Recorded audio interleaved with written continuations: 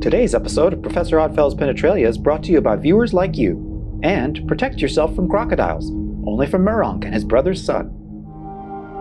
It was a call. It's blue and green. Blue and green? That's what it's all about. Where are the cue cards? We've never had cue cards. In 3, 2, and 1. Blue and green were royal twins, sharing between them the loveliest little island ever seen out of a fairy tale. The king, their father, had bequeathed it in 2 equal parts to the princesses, saying to them, ere he departed for a country more beautiful still beyond the western sea, "To you, Lady Blue, I bequeath everything in this island of which you are, in some sort, the namesake.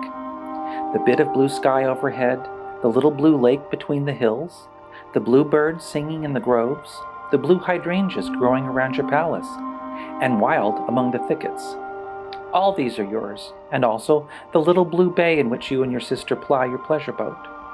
Inside your home, you are to observe the same minute division of property. Whatever the palace contains of blue, whether for use or ornament, is yours.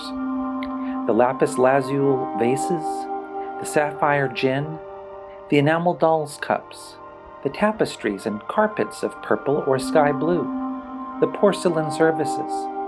But I cannot remember all these things. The law being laid down, you must abide by it, down to the minutest particular." Then, turning to Green, he said, "To you, Lady Green, I leave possessions as bright and beautiful as those I have just bequeathed your sister. And you cannot but feel that you are as amply provided for as she. If she has the blue sky overhead, you have the green turf underfoot. The bright blue lake and the little bay are hers, but yours are the smooth glades, the woods, and the fields. All bluebirds are hers, whilst you have those of velvety green plumage, equaling, if not excelling in number, the blue-feathered tribe. Hers also are such lovely flowers as the purple passion flower, the campanula, the amaryllis. But have not you the palm tree, the tall feathery grasses, the waxen foliage of the camellia, the turf soft as velvet and bright as emerald? Inside your beautiful dwelling are treasures equaling in number and variety those I have just bestowed on your sister. There are emeralds set in gold, with which to deck your arms and your hair. There are sea-green silks for your garments in summer, and gold-green velvets for your cloak in winter. Your boudoir is decked with hangings of richest satin, lined with silver, resembling the leaf of a white poplar. Your boudoir carpet might be taken for a bit of mossy turf itself, so soft, so bright, and so harmonious are the tints of green worked in with sprays of white. For use, as well as ornament, you have cups and vases of green enamel and gold, and a little library of books bound in dark green morocco, whilst your sisters are bound in blue. There is no reason whatever why you should not lend to each other. I would prefer that you do so, and in all circumstances to live together in such perfect love and union that what is the property of the one seems to be the property of the other.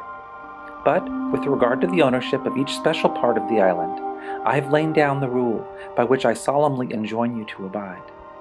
The princesses both wept at having to take leave of their father, but when the pangs of separation were past, they began the delightful task of cataloguing their possessions.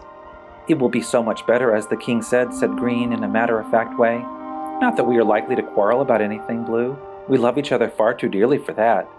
But let us be businesslike and make an inventory." "Yes," said Blue, embracing her sister affectionately.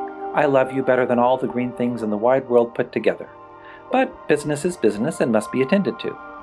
When once the inventory is made out, our separate estates will be secured to us beyond dispute.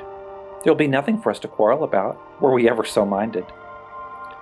"Quarreling is as unlikely as a blue-striped green lizard," replied Green confidently. Then, with arms round each other's waists, they went to the late king's repository for the purpose of seeking notebooks. The inventory should be begun and finished that very day. So selecting each a little notebook with a metallic pencil, blues with blue lead and greens with green, they began in the highest spirits to catalogue the storehouse. "This credenza is of course yours, dearest Blue," said Green. As pencil and book in hand, she glanced around in order to note down her belongings. Blue noted, "The walls here are blue, the curtains also, and the carpet. It might be called a blue room. But the malachite skull on the mantelpiece." It was one of the greatest curiosities of the palace. As with ancient luster enamel, its hue was richly mixed, partly of blue, partly of green. No, said Blue. I assure you, dearest Green, the malachite skull has ever gone by the name of Blue. I have often heard my father talk of it admiringly to visiting thanatologists. It is as much of a blue object as that turquoise mask you are wearing at this moment. Turquoise? Malachite? Cerulean? Cyan? Teal? Aqua? Blue? Green? Grue? Bleen? Press blue and green.